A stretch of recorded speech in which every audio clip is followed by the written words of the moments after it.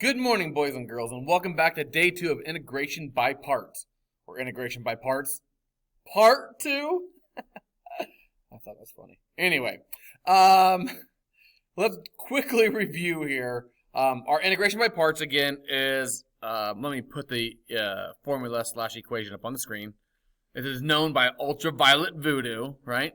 Where we have the two parts u dv, okay? And then we use this to find our u and v and du and all that stuff. And then that translates to ultraviolet voodoo, right? We know that's going to be how we integrate this. And so again, so the hardest part of this sometimes is picking dv and u. You know, how do we pick those? So again, just to kind of review, we said try letting dv, start with this, be the most complicated part that fits an integration rule, and try letting u be the portion of the integrand whose derivative is a function simpler than u. Okay? So those might be the, these ways to kind of help identify these things. All right, so two more problems to show you today. One is kind of a review type problem. Some things we might have to do with this, extra stuff we have to do with our answers. The other one is where these can get kind of crazy and nasty. So watch out for number 2 today. It's a fun one. All right. Anyway, here we go. Off and away. All right, number 1. We want to integrate from 1 to e of ln of 2x dx. I think these are the trickiest sometimes because this one, I would say in this case, looks more like a u sub type problem than an integration by parts problem because we have that inside and I don't technically really see the multiplying going on that I traditionally look for to undo the product rule for integration by parts. But if we try u sub, you'll see we quickly get stuck. I'm not going to go to all the work to do the limits and everything, but if I did u sub, I'd get somewhere to here, like 1/2 integral ln of u to u. The issue is, how do I integrate ln of u? What is the antiderivative of ln of u? And that we don't know just off the top of our head. And actually, to integrate anything with an ln in it, if you got ln, you're going to have to use integration by parts. Like just to integrate this requires integration by parts. All right, so let's go back to the beginning and we'll talk about what those parts are. Okay, so to use integration by parts again, I want dv to be the most complicated thing that I can integrate. Okay, so if I start there, ln of 2x again, we don't know how to integrate ln, so I guess it can't be that part. I guess dv would just be dx by itself then. That would be the part we're talking about, where ln of 2x is the thing whose derivative then I can take as simpler than itself. Okay, so this would be my u and my dv. These are the two parts I'd want to split it up into. So if I take the derivative of u, or ln of 2x, I'm going to end up with 1 over x dx. It's 1 over 2x. Don't forget chain rule times 2 dx, so 1 over x dx. And then the antiderivative of dx is just x, right? The antiderivative there's really a 1 in front here. So the antiderivative of 1 is x, and so v is x, all right? And now we can do our ultraviolet voodoo. Ultraviolet voodoo. All right, so my u is ln 2x. My v is x, ultraviolet, minus the integral vu x, and do is 1 over x dx. And then I want to go ahead and just simplify that and integrate the last piece. So we get x ln 2x minus 1 dx, or just dx, the integral of dx. And so the antiderivative of that is going to be x. All right, so normally we would say then that the antiderivative is x ln 2x minus x plus c, right? But going back to our original problem here, we are doing a definite integral here, not an indefinite integral. So notice when we do this, I'm going to do it the same way all throughout the problem. Even when I do these problems with a definite integral, I do the indefinite integral all the way through. The only difference is at this last step, technically, is I don't put the plus c here. When you finally get to this last step, all this stuff here, leave you want to leave the limits off of here, because again, if I start putting limits on here, I'm technically saying, I'm ignoring this part here. I mean, maybe I should have an antiderivative on this part, 1 to e, and then 1 to e, and you can, put those on there, but I tend to leave limits off all the way. Just tell people I'm finding the antiderivative till I get to the end, and at the end, I just do from 1 to e. Okay?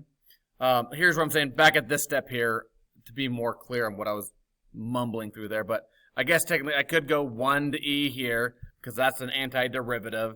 And then I can put 1e on this part here still, you know, and have that part in there. But I tend to just leave that stuff off and just tell people I'm taking the antiderivative just in general. And then I don't put the limits back on until I get to the very end. And that is also accepted notation. Okay? But now I need to evaluate my definite integral for these two values. So do your f of b minus f of a, plug in your e, plug in your 1, and then evaluate this, simplify it. To simplify this, we do run into some interestingness with this ln of 2e. You probably want to use your log rules to separate ln of 2e. If you're multiplying things, I can expand my logarithmic expression with a plus sign. So this would become ln of 2 plus ln of e. And then ln of e we know is just 1. So then once I make that 1, I can just distribute the e, and I get e ln 2 plus e minus e. When I simplified the back, we got just ln 2 minus 1. And now I can continue to simplify and condense like terms. And this would be a very good, you know, I don't really, for response answer, you could stop anywhere up here, I guess. But this would be a simplified answer that you could see, you know, on multiple choice. Also, just hint, the book sometimes makes things a little extra challenging. I could also factor out this ln2. For some reason, the book puts it behind the parentheses instead of in front. So I'm just factoring out that ln2. And so this is the answer that's in the back of the book. I think this is a weird answer, but just again, so you see it and learn. I mean, you might have to do weird stuff to make your answers match sometimes for multiple choice. Okay, but factoring is one of the things we do sometimes. Why would I do that? I don't know, but that is sometimes how they can look. All right, moving on to the fun one now. Number 2. Okay, we want to find the antiderivative of e to the 3x cosine 2x. All right. What to make dv? Again, we got things multiplying together, so integration by parts. What to make dv and what to make u. Again, dv I want to be the most complicated thing I can take the antiderivative of, and u is something whose derivative is simpler than u, or the general rules I want to follow. Neither of these look like good choices for either ones. You know, it doesn't seem like anything is simpler when I take the derivative of it. These are both fairly complex to take the antiderivative of. So ones like this, you kind of just have to like guess and check and try. I'm going to say, to spare us, I'm not going to pick the wrong one here, but if you do pick the wrong one of these, you're going to see you kind of just get into a loop sometimes and that you can't get out of. Like, you just are going to keep taking by parts, and nothing ever comes of it, or you get stuck in the process of it. If that happens, go back, try to switch your u and dv, and that will generally make things a little bit nicer. All right? In this case, I'm going to go ahead and I'm just going to pick the correct ones for us. If we had more time, I'd do it the wrong way, but I normally do that in class. But we'll just, I'm going to choose the right ones here, and you can see the right way. You can just buckle in for the ride on this problem. Okay, so I want u to be e to the 3x, and I want dv to be cosine 2x dx. Let me go find my other parts. All right, du is going to be 3e to the 3x, and v is going to be 1/2 sine 2x. You might need to do, go to the side and do a little u sub to integrate that, or you might just be able to think about the antiderivative and undo chain rule in your head. Either way is fine. Go to the side, use u sub, or just think about it, but we got to come up with v, 1/2 sine 2x. Okay, so doing ultraviolet voodoo, we get u e to the 3x, 1/2 sine 2x, v, minus the integral 1/2 sine 2x, v, times 3e to the 3x dx do. All right? And now I'm going to want to simplify that up. And when we do that, we get 1/2 e to the 3x sine 2x minus 3/2 e to the 3x sine 2x dx. And now you're going to look at this back part and try to integrate this and be like, well, that is not much better than what we started with. And true, that is very similar to what we had going on. You'll see when we do this right way what's going to happen here. But I do need to use integration by parts again. Okay, so we're going to do it a second time now. So slide this up, and I got to repick my u and dv. Same idea as last time. U is going to be e to the 3x. dv is going to be the sine 2x dx. So du again would be 3e to the 3x dx, and v is going to be negative 1/2 cosine 2x. Okay, again, I might have to do that u sub on the side to get that antiderivative, but now I'm going to, again, rewrite out this back part. Hopefully we'll be able to fit it on our screen here. All right, so we have our 1/2 e to the 3x sine 2x being brought down, minus 3/2, and then here we have our second ultraviolet voodoo, u, v, minus v du. All right, and now I'm going to tidy this up a little bit.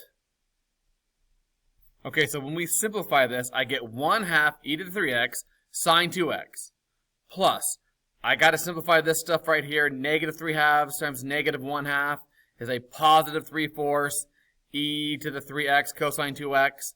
And then again, this part I think is always the hard part. Don't forget to distribute the negative 3/2 to the integral in the back. So negative 3/2 times negative 1/2 times a positive 3 ends up giving me a negative 9/4 e to the 3x cosine 2x dx.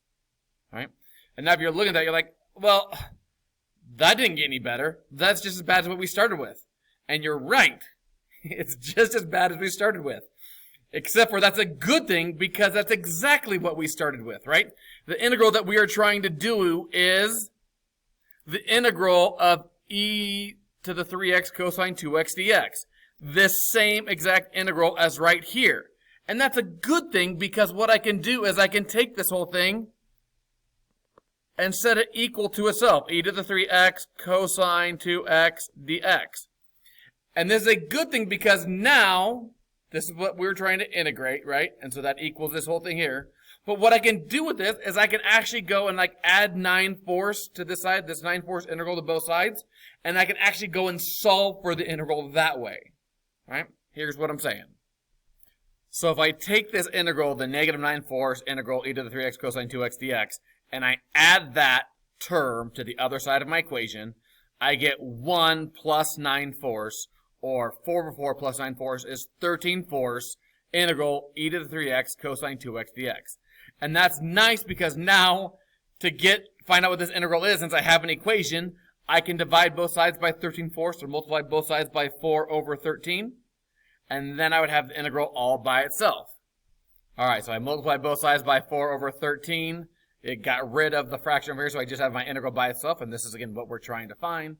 So now my integral of e to the 3x cosine 2x dx is equal to, if I distribute that 4/13, I get 2/13 e to the x sine 2x plus 3/13 e to the 3x cosine 2x. Now, the only thing I think I should probably remember to do is, this is an indefinite integral, right? So at the very end, I always have to add plus c.